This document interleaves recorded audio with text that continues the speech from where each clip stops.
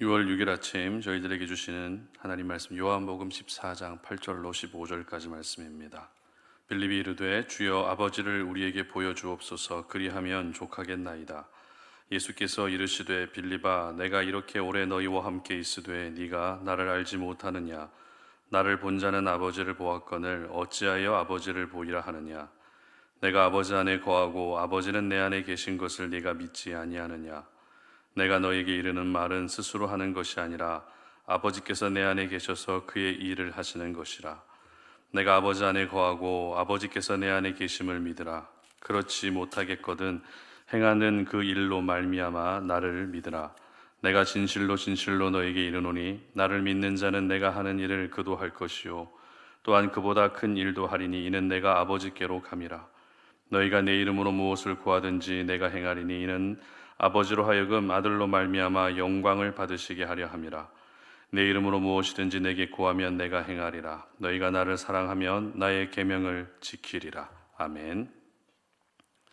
인생의 해답 예수 그리스도라는 제목으로 오늘 말씀 전합니다. 우리가 살고 있는 이 시대는 여러 가지 문제들이 산적해 있는 시대입니다. 사실 인류의 역사를 돌아보게 되면 아무 문제가 없었던 때는 단 한 번도 없었습니다. 항상 문제들이 있었고 그 문제들을 하나씩 하나씩 해결하게 되면서 인류가 성장하고 발전할 수 있었습니다. 그런데 이 문제라고 하는 것은 우리 개인의 인생 가운데도 늘 있어 왔고 지금도 여전히 있습니다. 따라서 인류의 역사만이 아니라 모든 인간의 삶은 문제와 함께 살아갈 수밖에 없는 것 같습니다. 그러나 문제가 있다는 것은 해답도 있다는 것을 말하죠.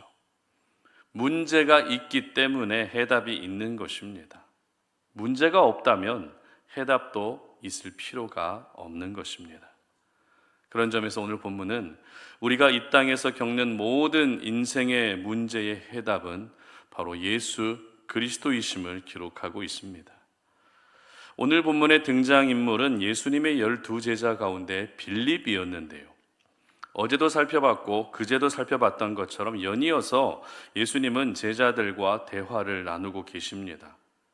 그런데 이 대화를 통해서 드러나게 된 것은 제자들의 무지함이었습니다.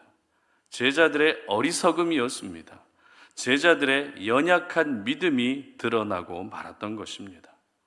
베드로와 도마는 예수님의 죽음을 전혀 깨닫지 못한 가운데 예수님이 가시겠다라고 한 곳을 물리적인 어떤 장소로만 이해하고 있었죠. 그리고 오늘 본문에서 빌립은 아버지를 보여달라고 요청하는데요. 8절 말씀 함께 보도록 합니다. 빌립이 이르되 주여 아버지를 우리에게 보여주옵소서. 그리하면 족하겠나이다.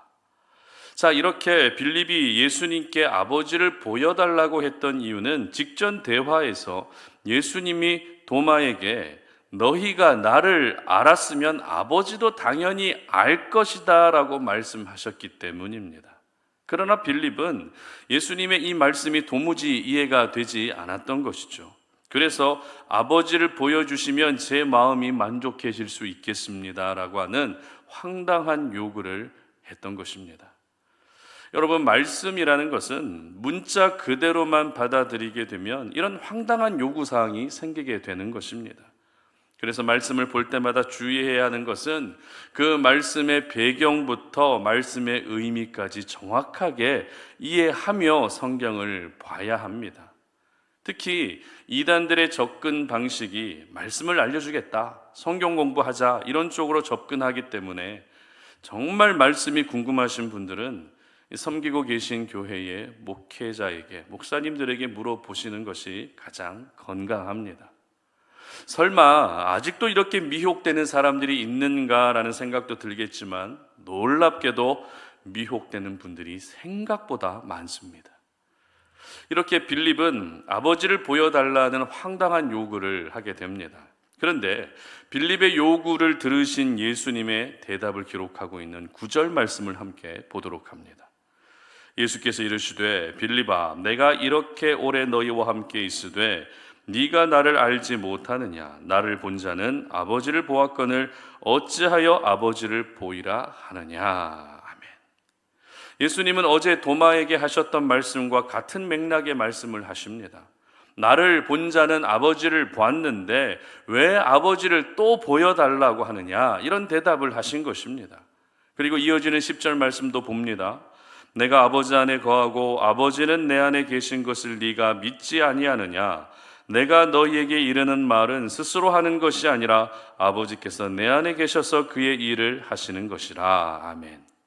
이제는 내가 아버지 안에 거하고 아버지가 예수님 안에 거한다는 예수님과 아버지가 하나이심을 말씀하십니다. 그러니까 아버지를 알기 위해서는 예수님을 알아야 되고 아버지를 보기 위해서는 예수님을 봐야 한다는 것입니다.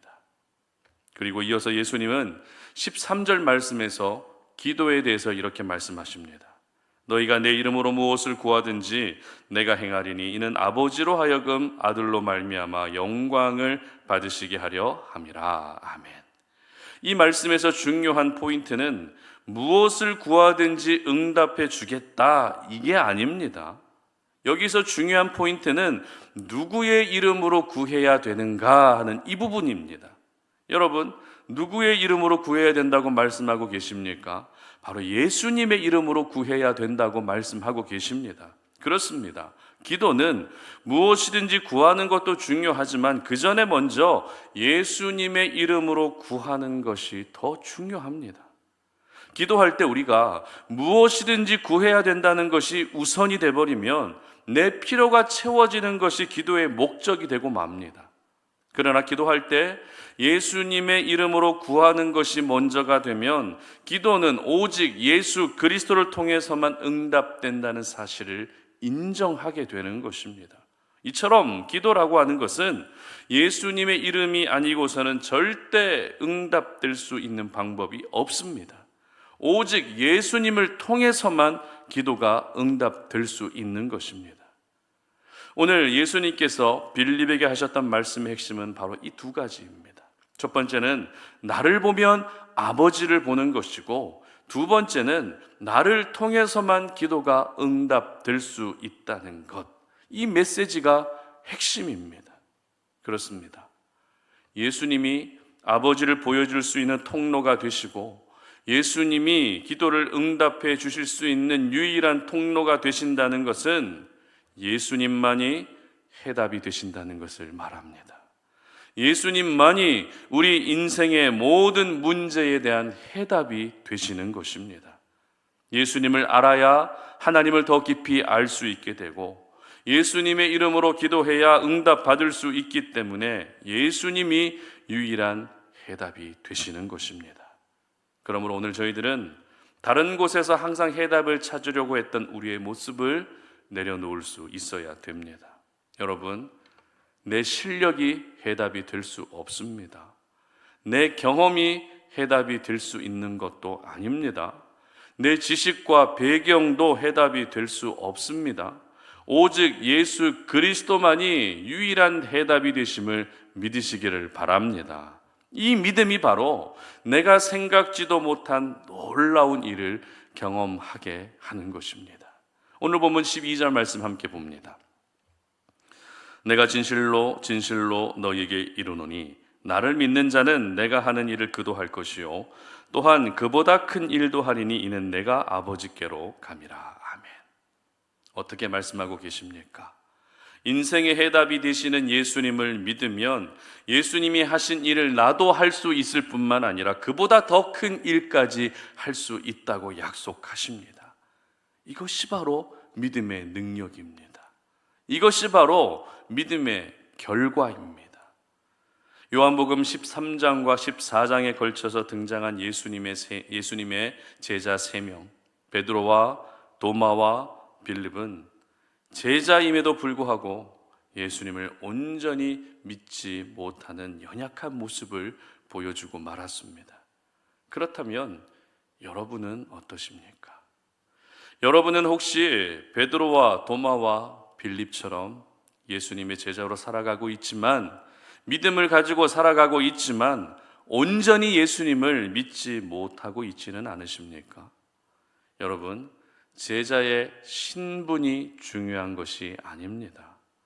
내가 믿음 생활을 얼마나 했는지가 중요한 것이 아닙니다. 내가 예배를 잘 드리고 정해진 시간마다 기도한다고 해서 그것이 전부가 아닙니다.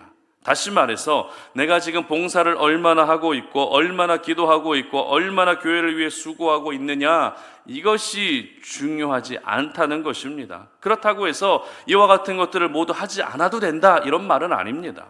다만 우리는 가끔 이와 같은 것들을 믿음의 기준으로 생각할 때가 있다는 것이죠. 이것이 문제가 되는 것입니다. 분명히 말씀드리지만 이런 것들이 기준이 되면 결국 사람들을 판단하고 정죄하는 쪽으로 신앙의 방향이 치우치고 마는 것입니다. 여러분, 믿음이라는 것은 곧 삶이며 인격입니다. 그리고 믿음은 예수님만이 유일한 해답이 되심을 전적으로 신뢰하며 의지하는 것입니다.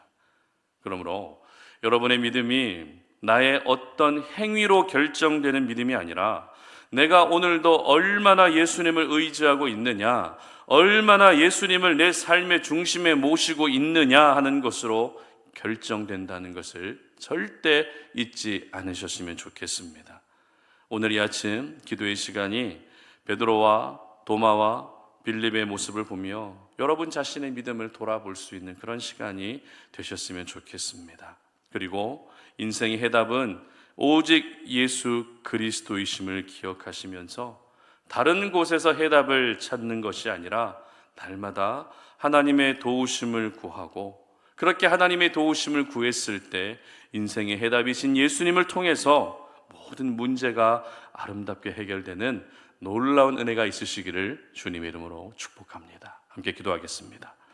살아계신 하나님, 오늘 우리가 주의 말씀 앞에 우리의 모습을 돌아보며 오늘 이 아침에 기도하며 오늘 이 하루를 시작합니다. 하나님, 우리가 오늘 이 땅을 살아가면서 여러 가지 인생의 많은 문제들 앞에서 허덕이고 힘겨워할 때가 많습니다. 문제가 없는 인생은 될 수 없기 때문에 우리는 그 문제가 없는 인생 가운데서 과연 해답은 무엇인지를 오늘 말씀을 통해서 배우게 됩니다. 하나님, 우리 예수님만이 우리 인생의 유일한 해답이 되심을 내가 믿사오니 여러 가지 인생의 문제들 앞에서 인생의 해답이 되시는 예수님을 더 의지할 수 있게 하시고, 예수님을 의지하였을 때에 모든 필요를 채워주시며 공급해 주시는 하나님의 은혜를 경험하는 저희들 될 수 있도록 도와주시옵소서. 감사드리며 예수님의 이름으로 기도드립니다. 아멘.